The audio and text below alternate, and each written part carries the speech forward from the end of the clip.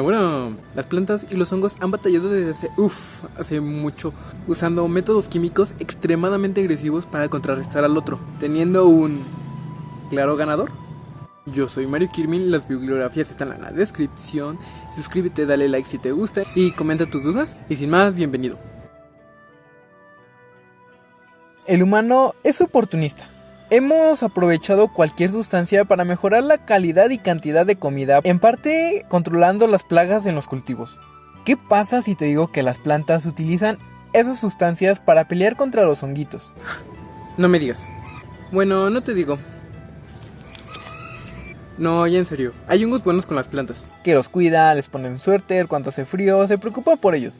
Estos hongos son llamados hongos micorrízicos. Por el contrario están los hongos fitopatógenos.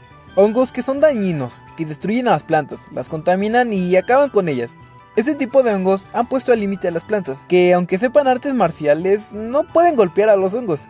Así que actúan de una forma más simple, pero al mismo tiempo más eficaz, generando compuestos químicos dentro de sí para combatir los hongos.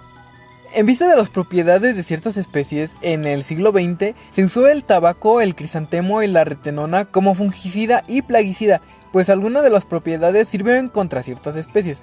Tan solo ese es el inicio. Se han estudiado los metabolitos secundarios. ¿Qué son las metabolitas esas? Son los metabolitos que siguen después de los primarios. Ok. Son sustancias químicas generadas por las plantas para combatir cualquier organismo que pueda dañarlas, y no tienen otro objetivo más que proteger a la planta. Como decía, el humano aprovecha las sustancias. Se me viene a la cabeza la canela, ya que en su tallo tiene una sustancia llamada aldehído cianímico. Suena tóxico esa cosa, y lo es, pero no para nosotros. De hecho, ese es el compuesto químico que le da ese saborcito riquistriquis a la canela. Ya sabes de la pelea, pues lo he mencionado. Pero la pelea entre los hongos y las plantas lleva muchísimo tiempo, mucho más del que podemos imaginar. Y esto se debe porque los hongos por sí solos pueden morir. Ellos necesitan condiciones favorables y alimento para crecer. ¿Dónde encontraron este lugar? ¡Exacto! En las plantas, viviendo en las hojas, en las raíces o en el tallo.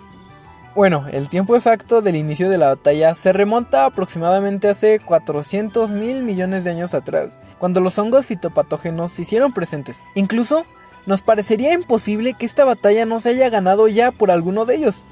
Y esto es por la teoría gen a gen. Y antes de que te surja la duda de qué es, yo Mario te lo paso a explicar en un 2x3. Haz de cuenta que por cada gen que tiene la planta para defenderse, existe un gen que permite la virulencia del hongo. Si la planta tiene un escudo, digamos, de 3 metros, el patógeno tendrá la capacidad de escarbar por debajo de los 3 metros del muro para llegar a la planta. Ahora, las plantas, digamos que tienen un muro hacia abajo. El patógeno ahora tendrá la capacidad de flotar, digamos así. Y así más o menos será, ¿no? Siempre la evolución genética de uno implicará que el otro se adapte. Y como vimos un poco en el video de las plagas, las características de la especie dependen de la zona en la que se hayan desarrollado. Por esa razón es que los metabolitos secundarios y fitoalexinas suelen ser diferentes. En primera, por el tipo de hongo que suelen atacar a las plantas, y en segunda, por las condiciones, tanto del suelo como del ambiente. De ahí la increíble diversidad de las propiedades de las plantas y de la diversidad de los hongos. Entonces, ¿por qué las plantas no generan un veneno o tienen un gen capaz de contrarrestar a todos los hongos? Suena factible, pero no somos plantas, así que dejemos que una planta nos explique. Sí, Mario, ¿se escucha? ¿Sí? ¿Se escucha? Ok. Bueno, las plantas no solo estamos rodeadas por los hongos, sino que también de bacterias e insectos, e intentamos ser lo más eficientes posibles. Si me ataca un gusano y un hongo en concreto, haré lo posible para sintetizar una sola sustancia para ganarle, pero hay bacterias que no les afecta esta sustancia, entonces yo tengo que sintetizar otra sustancia a partir de la primera o una nueva para las bacterias, pero resulta ahora que el hongo se ve beneficiado por esta sustancia. Ahora, ¿nos entiendes? No es posible una cura o defensa universal contra los hongos o contra cualquier patógeno que pueda hacernos daño. Por ello, esta batalla ha existido y seguirá existiendo mientras que las plantas vivan en un ecosistema. Pero, ¿quién es el claro ganador? Dependiendo del ecosistema en donde vivan las plantas, sus propiedades y manera de defenderse serán diferentes, pues dependerán de los recursos disponibles. Por ello es que la forma de defenderse se agrupan en constructivas y en defensas inducidas. Las defensas. Bueno, las defensas constructivas... ¿nos lo podrías explicar, por favor, planta? Claro que sí, cómo no. Las plantas creamos o generamos barreras físicas, proceso de lignificación, entre otras cosas, ¿no? Y como Mario lo mencionó, nuestras defensas inducidas son los metabolitos secundarios y fitoalexinas. Las defensas constructivas ayudan a que los malvados hongos, esos fitopatógenos, no entren a nuestro sistema para dañarnos, o para que el agua del ambiente no sea un factor favorable para que los hongos pues crezcan, ¿no? Como los nopales. Exacto, mi superficie y mi forma permite que el agua resbale hasta el sustrato, para que sea difícil a los hongos estar en mi tallo. Gracias, nopalitus. Bueno, las defensas inducidas son los metabolitos y las fitoalexinas. Estos los usamos cuando los honguñuelos logran atravesar nuestras defensas constructivas. Esta defensa depende del tipo de la planta y como solo soy yo, pues explícalo tú, Mario, porfa. Ok, bien. Esta defensa es como los anticuerpos de las plantas, si es que podemos hacer esa comparación. Así como nosotros a lo largo de nuestra vida pues cambian los anticuerpos, igual en las plantas. Algunas desde la semilla cuentan con grasas para evitar los hongos. Otras cuando ya tienen brotes comienzan a producir alguna enzima en específico.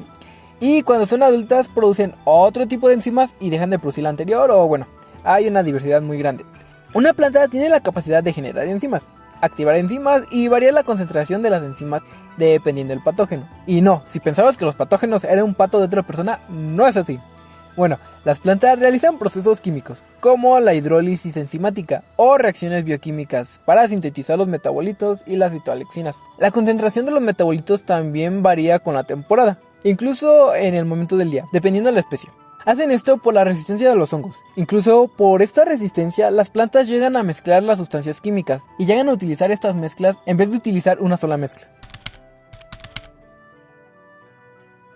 La dura batalla entre estos dos reinos, el parásito y el huésped, la planta y el hongo, es bastante terrorífica y déjame explicarte por qué. Sí, ya sabemos que los hongos intentan infiltrarse en la planta para alimentarse y sí, también ya sabemos que las plantas tienen dos maneras de protegerse. Pero, ¿cómo funcionan los químicos y por qué son tan efectivos? ¿Y por qué se adopta este método como último recurso? Contestando a la última pregunta, se debe a que requiere energía. Sintetizar algún compuesto requiere que la planta desvíe su energía a los órganos encargados de ello. Y contestando a la primera pregunta, esta parte es sorprendente, así que sonidos épicos, por favor. Los terpenos de los aceites esenciales de una planta interfieren en los procesos vitales de las biomembranas. Eso es algo muy relax porque solo impiden que las células hagan su trabajo y pues petatean, ¿no? Después de su tiempo de vida. En cambio, los alcoholes fenólicos ya suben de nivel, pues algunos reducen la división celular, otros inhiben el consumo de oxígeno y por encima de ellos está el 1,8-cineol.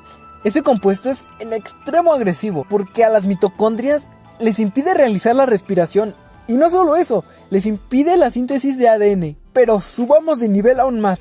Las saponinas desintegran la membrana de los hongos, dejándolos expuestos y petateándolos casi al instante. O los alcaloides cuaternarios que se unen al ADN.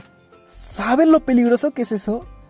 Si nos pasa a nosotros, tendríamos mutaciones, cáncer u otras enfermedades y pues obvio nos petateamos.